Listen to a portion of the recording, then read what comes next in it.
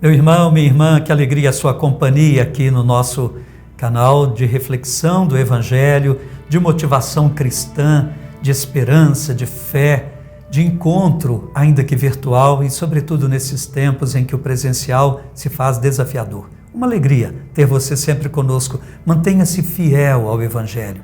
Viva da palavra, cada vez mais cultive a palavra. Palavra foi feita para ser saboreada pelo cristão. Procure compreender a Bíblia cada vez mais, sobretudo os evangelhos, que são como que o coração das Escrituras. Então vamos ao evangelho de hoje, continuando o sermão da montanha em Mateus, capítulo 5, versículos de 17 a 19. Em nome do Pai, e do Filho, e do Espírito Santo. Amém.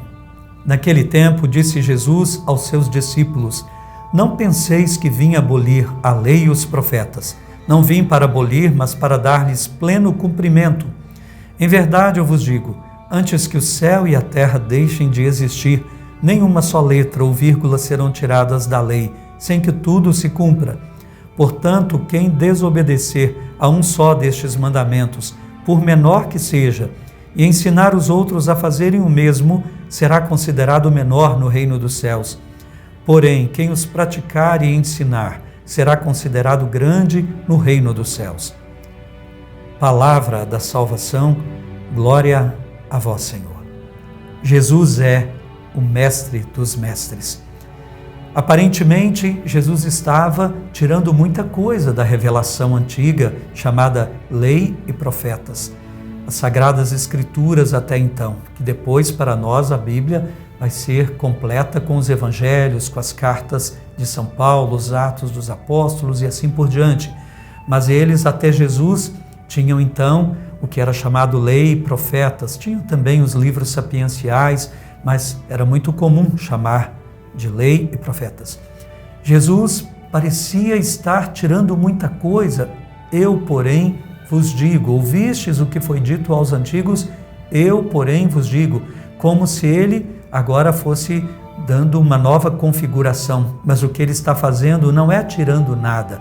Pelo contrário, ele está confirmando as Escrituras. Aquilo que era apenas tradição humana acrescentada, interpretação, claro, ele vai mesmo abolir. Mas não o que foi revelação de Deus, de fato. Ele disse que nenhuma letra, nem a menor de todas, o iota, que era a menor de todas as letras, nada seria tirado da palavra de Deus. Tudo seria cumprido e, sobretudo, nele, no próprio Cristo. Ele cumpriria tudo de modo pleno e perfeito. Portanto, ele é mestre porque ele tem autoridade. Ele veio de Deus e, com a sua vida, vivendo a fidelidade total no cumprimento da palavra de Deus, ele se torna, então, o mestre abalizado. Nenhum outro poderá falar o que Jesus, fora do que Jesus falou.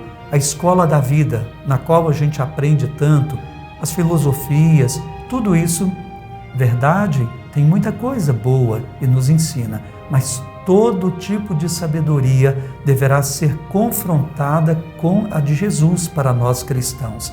Nenhum outro tem autoridade de interpretar fora dele, sobretudo as Escrituras. E mesmo essas sabedorias aprendidas na vida, com a razão humana, que são válidas, só o serão na medida que, confrontadas com a palavra de Jesus, elas tiverem então a sua chancela, a sua confirmação. Ele é o mestre dos mestres. Portanto, quem desobedecer a um só destes mandamentos, por menor que seja, e ensinar os outros a fazerem o mesmo, será considerado menor no reino dos céus. Ninguém tem o direito de ficar ensinando o que Cristo não ensinou. E nós cristãos não podemos ir atrás de outros ensinamentos como se fossem igualmente bons. São bons na medida em que, confrontados com a palavra do Cristo, eu repito, se tornam autênticos nele, somente assim. Quem os praticar e ensinar será considerado grande no reino dos céus. Por isso nós dizíamos ontem, é importante que o mundo conheça e, sobretudo, pela vida da gente, o Evangelho, mas também, óbvio, pela pregação. Meus irmãos, vamos rezar isso. É desafiador viver o Evangelho, por isso nós temos o Espírito de Cristo, por isso recebemos o Pentecostes, nós passamos por ele quando fomos crismados. O batismo nos deu a fé, nos deu a filiação divina. Nós temos tudo o que precisamos. A Eucaristia, que é a força de Deus para cumprir a palavra, porque o próprio Deus se torna presente em nós. Vamos então rezar. Temos os meios de Deus e, além de tudo, podemos contar com a sua graça mediante a oração.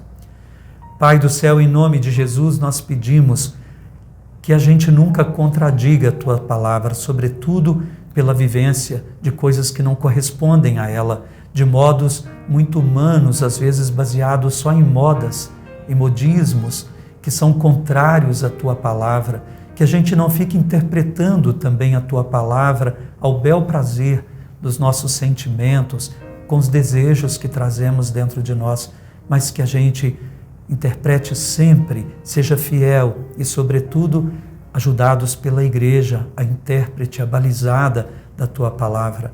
Senhor, ajuda-nos a ensinar também o que convém, como convém a Tua palavra, sobretudo vivendo-a em primeiro lugar. Isso pedimos pelo mesmo Cristo, palavra que se encarnou, Mestre que nos ensina a viver. Ele que convosco vive e reina, Pai, na unidade do Espírito Santo. Amém. Recebamos a bênção do Deus vivo.